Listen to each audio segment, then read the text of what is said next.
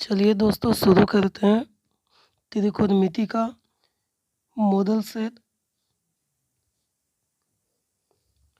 जो VVI है थोड़ा ध्यान दीजिएगा, कैसे बनाया जाता है, कैसे क्या किया जाता है, थोड़ा ध्यान दीजिएगा। ये तो मैथिक है कि बन जाएगा, वो भी बहुत शॉर्ट विधि से बनाएंगे। थोड़ा देखिएगा, समझिएगा और जानने की कोशिश कीजिएगा। चलिए शुरू करते हैं।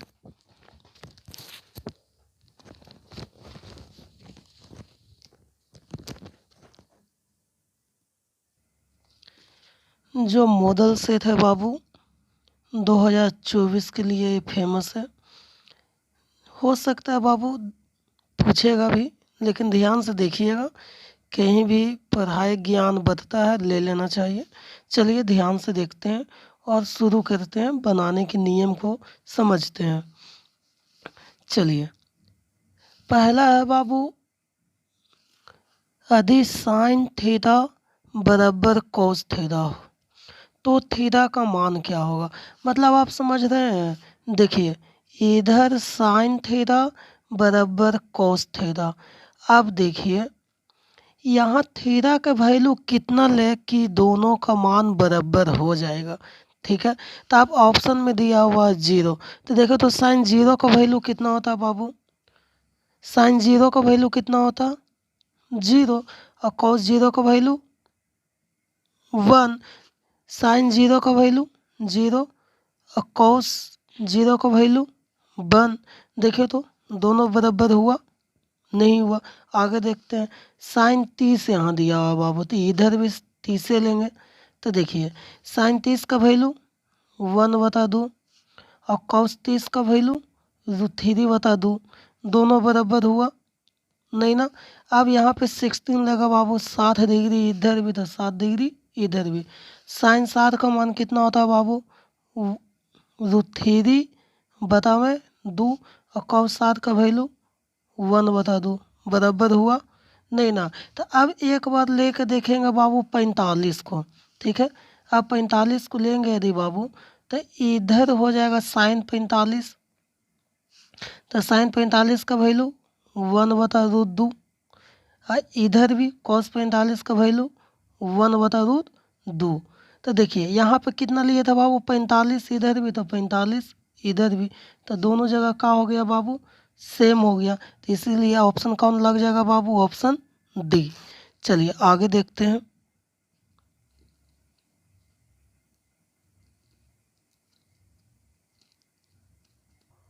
चलिए आते हैं 2 नंबर में। बाबू हमको दिया हुआ है वृत्त का व्यास। क्या दिया हुआ बाबू, व्यास दिया हुआ है, मतलब कि डी दिया हुआ है। डी कितना दिया हुआ बाबू, तो 14 दिया हुआ। चलिए अब बोलता है वृत्त का परिधि, तो आर बराबर हम लोग क्या जानते हैं, डी बता दो। आर बराबर क्या जानते हैं बाबू, डी बता दो। तो आर डी कितना मालूम है बाबू 14, डी कितना मालूम है बाबू 2, तो ये कितना हो गया बाबू 7। आर का वैल्यू कितना आया बाबू 7। अब बताइए वृत्त का परिधि क्या होता है, 2 पाई आर गुना। वृत्त का परिधि 2 पाई आर गुना, तो 2 गुना 22/7। रेडियस कितना निकाले था बाबू 7 9। 7 से 7 का कहानी खत्म, तो बैदूनी 44। इसका सही ऑप्शन कौन लग हो जाएगा बाबू, ऑप्शन डी। चलिए आगे देखते हैं। चलिए 3 नंबर देखते हैं बाबू। 3 नंबर कहता क्या है कि बिंदुओं -5, देखिए जो लिखा हुआ रहेगा उसी को लिखेंगे। -5 और ये 7, और दिया हुआ बाबू -1 और ये 3। अब देखिए क्या कहता है बीच का दूरी, तो 2 बिंदुओं का बीच का दूरी क्या होता है, देखिएगा होता है बाबू √x1 - x2, x1 - x2 का स्क्वायर प्लस y1 - y2 का होल स्क्वायर। चलिए अब किसको रखें हम, ठीक है, किसको रखें, देखिए इसको बोलते हैं बाबू x1 y1, इसको बोलते हैं बाबू x2 y2, x2 बाई 2। अब देखिए x1 है तो इसको लिख सकते हैं x1 जैसा है बाबू वैसा लिख दो, x1 -5 और ये माइनस माइनस का हो जाएगा बाबू +1 का होल स्क्वायर प्लस y1 कितना है बाबू 7 माइनस y2 कितना है बाबू 3 का पूरा का होल स्क्वायर। बताइए आप ही 5 में से बन गया बाबू 4, तो 4 का स्क्वायर कितना होगा बाबू 16 प्लस फिर इधर 4 का स्क्वायर कितना हो जाएगा बाबू 16। अब आप ही बताइए, बोलिए 16 और 16 कितना हो गया बाबू 32 ना, 16 16 32। अब 32 कितना कहा है तो बताइए 4 चौ 16, 16 दूनी 32 यानी 4 रूट 2 कितना होता है बाबू 4 रूट 2। इसका सही ऑप्शन क्या हो जाएगा बाबू ऑप्शन सी। चलिए आगे देखते हैं।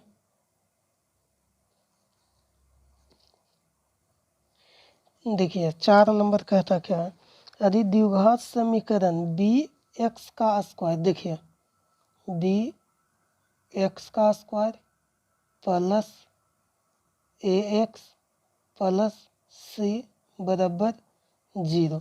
अब जैसे ही 0 हो जाता है ना तो इसका जितना विवेचक का हो जाएगा 0 हो जाएगा, तो बी स्क्वायर -4ac बराबर का हो जाएगा बाबू 0 हो जाएगा। ये फार्मूला इसको थोड़ा सा गौर कीजिएगा, याद कर लीजिएगा तो ईजी हो जाएगा। तो बी स्क्वायर -4ac बराबर 0 ऑप्शन ए। चलिए अब 5 नंबर देखिएगा। 5 नंबर देखिए 5 नंबर का एक फार्मूला है, मूल बिंदु से कोई भी चीज़ बोले तो जिसकी भी दूरी बोले ना तो करना कुछ भी नहीं है, मूल बिंदु से दूरी बराबर फार्मूला होता है अंडर रूट एक्स का स्क्वायर प्लस वाई का होल स्क्वायर। तो एक्स का वैल्यू कितना है 2 ना, तो 2 दूनी 4, वाई का कितना है बाबू 3 ना, तो 3 तिया 9। चलिए तो 9 और 4 कितना हो गया बाबू 13। 13 किसी का वर्गमूल है नहीं ना, तो ऑप्शन सी। चलिए आगे देखते हैं। चलिए 6 नंबर कहता है कि निम्नलिखित में किसका दशमलव प्रसार शांत है। तो देखिए यदि शांत रहने की बात किया ना, शांत का बात किया है, जो पूरा पूरा कट जाएगा ना दशमलव के बाद भी कट जाएगा ना उसी को क्या कहते हैं बाबू शांत। अब देखिए इसको बारी बारी से आप देख लीजिएगा कौन कट रहा है कौन नहीं कट रहा है। जो पूरा पूरा डिवाइड हो जाएगा दशमलव के बाद भी यदि पूरा पूरा डिवाइड हो जाएगा उसी को बोलते हैं दशमलव शांत। क्या बोलते हैं बाबू दशमलव शांत। जो पूरा पूरा दशमलव जैसे कि मान लेते हैं बाबू यहाँ 2 है, 2 डिवाइड 21 किए, ठीक है। तो देखिए एक बार में 2 लगा बाबू, कहानी खत्म। 1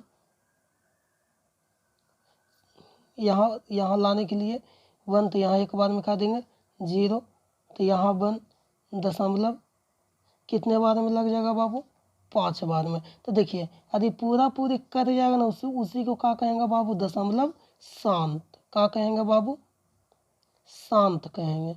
चलिए इसको चेक कर लीजिएगा आप भी, है बहुत ईजी, देख लीजिएगा।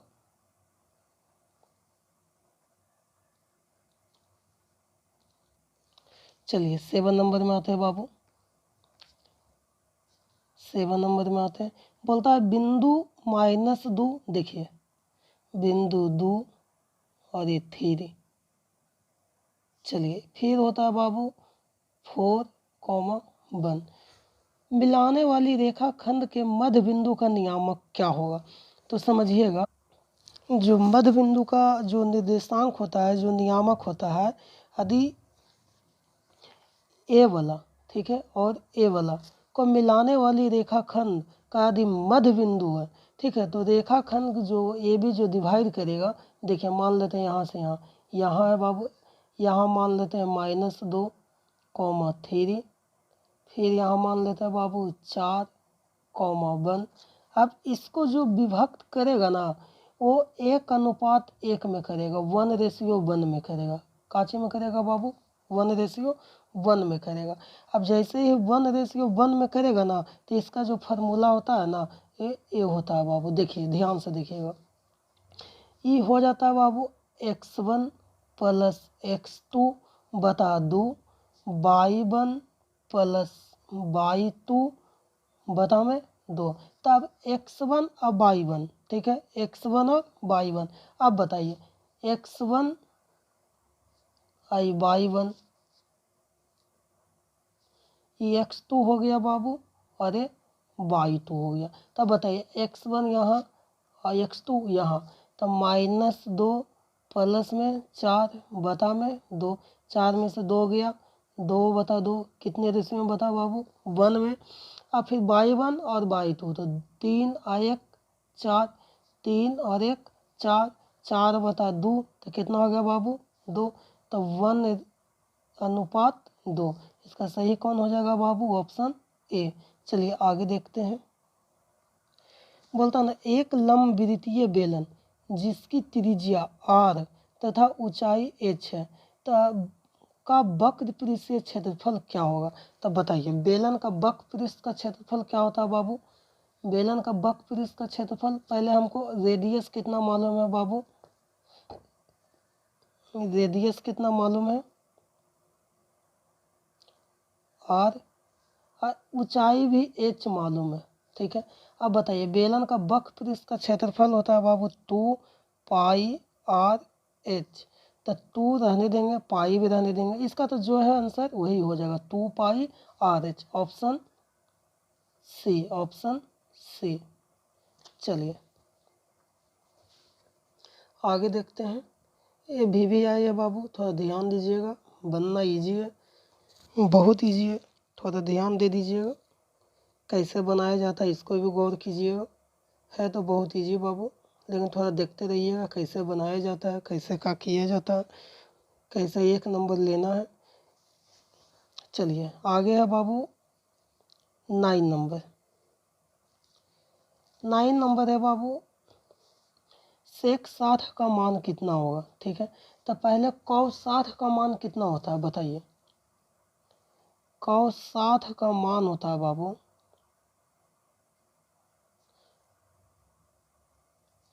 1/2। अब कौसे को तो उल्टा सेक है ना, तो सेक नीचे वाला कहाँ चला जाता है बाबू? ऊपर, ऊपर वाला नीचे। कौन सा है बाबू? Option C, option C. चलिए आगे देखते हैं। बोलता है सार्व अंतर डी हो सकता है, तो समझिए यदि होने की बात किया ना, तो सार्व अंतर जब भी होता है बाबू शून्य ही हो जाता है, ठीक है।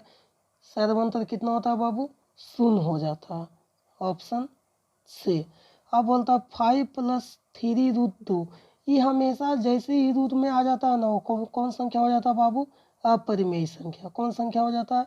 अपरिमेय संख्या। फिर बोलता है निम्न में से कौन सा अभाज्य है? तो देखिए अभाज्य मतलब किसी से नहीं कटना चाहिए। तो देखिए ये 14 से कट रहा है ना, 28 जो है 14 से कट रहा, 69 भी कट रहा, 63 भी कट रहा, कौन नहीं कट रहा बाबू? 71, ऑप्शन सी। चलिए कोई कोई क्वेश्चन ऐसा भी हो जाता है बाबू, कोई बिना सॉल्यूशन का भी क्या हो जाता है? बन जाता है। चलिए आगे देखते हैं। चलिए बोलता है निम्न में से कौन अपरिमेय नहीं है? देखिए यदि √7 की बात किया जाए, √7 की बात किया जाए तो ये अपरिमेय संख्या, जबकि अपरिमेय नहीं होना चाहिए। तो अपरिमेय नहीं होना चाहिए तो मतलब परिमेय होना चाहिए। तो देखिए ये कौन संख्या हो गया बाबू? अपरिमेय संख्या हो गया। कौन हो गया? अपरिमेय हो गया। चलिए √13 भी कौन हो गया बाबू? अपरिमेय हो गया। √13 भी अपरिमेय हो गया।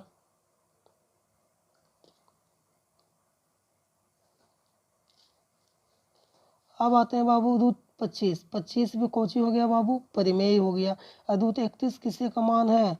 नहीं ना। ये भी √13 किसी का मान है? नहीं ना। √7 किसी का मान है? नहीं ना। जिसका √25, 25 किसका वर्गमूल है? 5 का ना, तो ऑप्शन सी। चलिए आगे देखते हैं। बोलता है ना कि निम्न 14 नंबर है,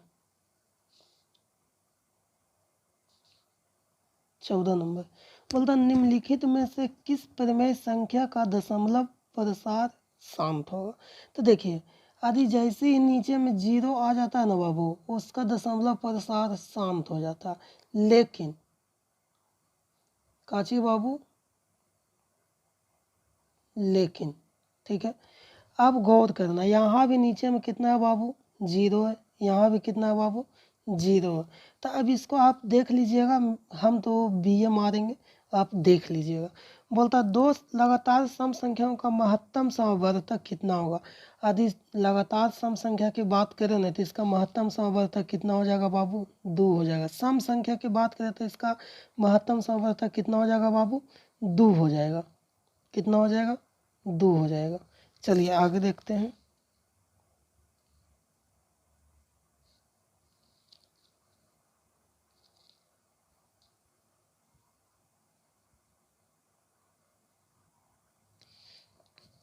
वो 16 नंबर में है बाबू।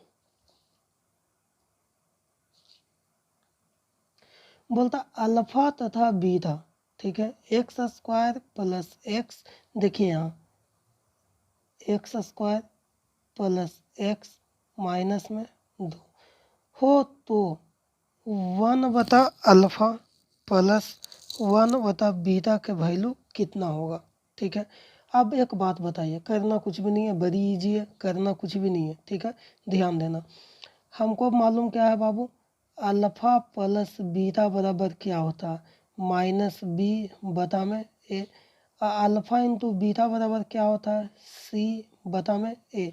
अब ए दोनों का एलसीएम ले लेंगे बाबू, क्या हो जाएगा, ए ने बीटा हो जाएगा, ए ने अल्फा हो जाएगा, हाँ या ना। अब बताइए यही चीज़ ना है, अल्फा प्लस बीटा बराबर माइनस बी बटा ए। तो बीटा कितना है, माइनस बी 1 ना, तब 1 बताए -1, 80 बताए तो -2। इससे इसका कहानी खत्म। कितना हो गया बाबू, 1/2, ऑप्शन ए। चलिए आगे देखते हैं। बोलता है अधि समानांतर श्रेणी का एनमा पद, कौन पद की बात किया बाबू, एनमा पद की ना बात किया है। तो देखो एनमा पद, तो देखो एनमा पद है बाबू, कितना है बाबू, ए एन प्लस बी।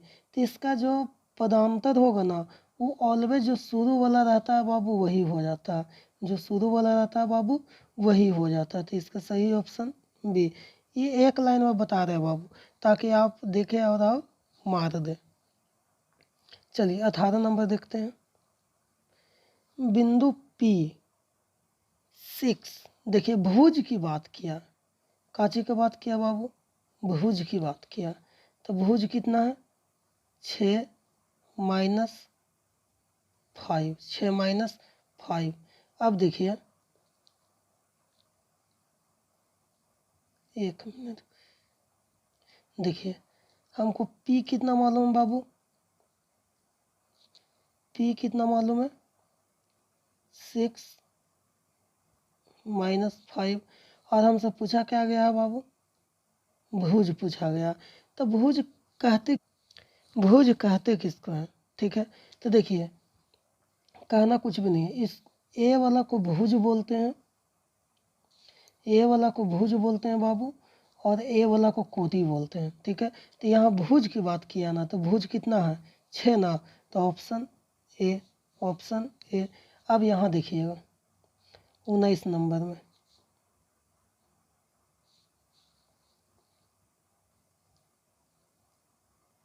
चलिए देखिएगा 19 नंबर। बोलता है बिंदु 2 3 स्थित है, इसको बोलते हैं बाबू प्रथम पद, इसको बोलते हैं बाबू द्वितीय पद, इसको बोलते हैं बाबू तृतीय पद, इसको बोलते हैं बाबू चतुर्थ पद। देखिए ये भी बहुत इजी है, प्रथम पद में ऑल पॉजिटिव हो जाएगा बाबू, प्रथम पद में पूरा का पूरा पॉजिटिव रहता है, प्लस में रहता है। इसी के जस्ट देखिए अपोजिट एन है, ये पूरा क्या हो जाएगा बाबू, माइनस हो जाएगा। क्या हो जाएगा, माइनस हो जाएगा।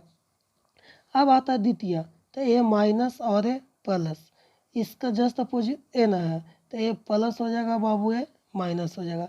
अब देखिए यहाँ यहाँ 2 - 3 नहीं, देखिए 2, 3 है, तो 2, 3 दोनों प्लस में ना है, तो कौन पद में जाएगा बाबू, प्रथम पद में। कौन पद में जाएगा, प्रथम पद में। चलिए आगे देखते हैं। फिर देखिए 19 नंबर वही वाला क्वेश्चन आ गया। 19 नंबर,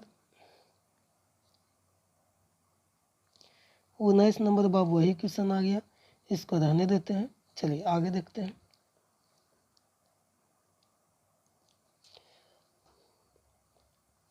हमको बोलता है 20 नंबर, यदि x बराबर a, देखिए हमको x बराबर कितना दिया बाबू, a, y बराबर कितना दिया बाबू, b, समीकरण x माइनस वाई बराबर 2, और दिया बाबू x माइनस वाई बराबर 2, फिर दिया हुआ बाबू x प्लस वाई बराबर 4, x प्लस वाई बराबर 4। अब बोलता है कि हल हो, तो ए और बी का मान ज्ञात करें। करना कुछ भी नहीं है बाबू, माइनस माइनस माइनस और प्लस को काट देना। कितना x हो गया बाबू, 2x बराबर 6, तो x बराबर 6/2। इससे इसका कहानी खत्म। कितने बार में, 3 बार में। अब x बराबर कितना बाबू, a ना, तो x बराबर है, तो a बराबर कितना हो गया बाबू, 3, a बराबर 3। अब a का वैल्यू, x का वैल्यू समीकरण 1 में या 2 में रख दीजिए, तो कितना हो जाएगा बाबू, प्लस में 1, 3 और 1, ऑप्शन सी। देखिए ये कुछ सीखना है ना, तो मेरा क्लास को सब्सक्राइब कर लीजिएगा, ठीक है, बड़ा इजी से सिखा दें मैं। चलिए आगे देखते हैं।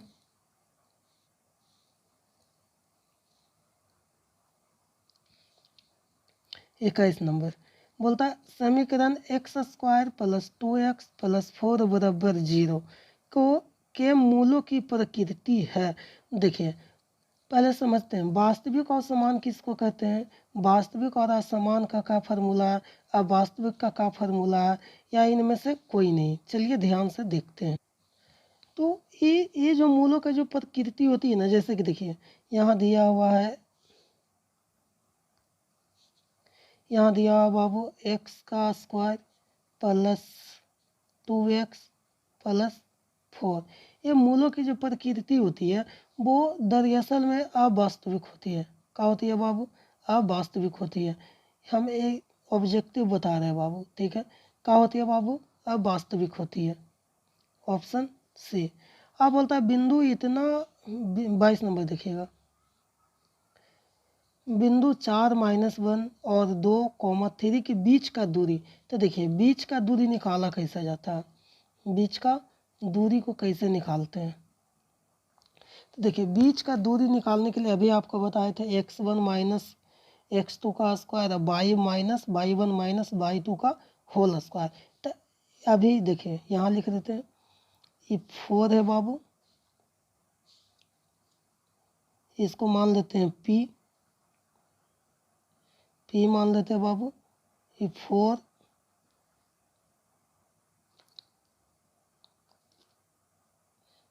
-1, इसको q मान लेते हैं बाबू, 2 - 3, तो x1 y1 x2 y2। तो इसका फार्मूला होता है बाबू √x1 माइनस y1 का whole square plus x2 minus y2 का होल स्क्वायर। अब बताइए ये तो x1 हुआ बाबू और ये x2 हुआ, तो 4 में से 2 गया बाबू, 2 का होल स्क्वायर। ये x2 सॉरी x1 y1,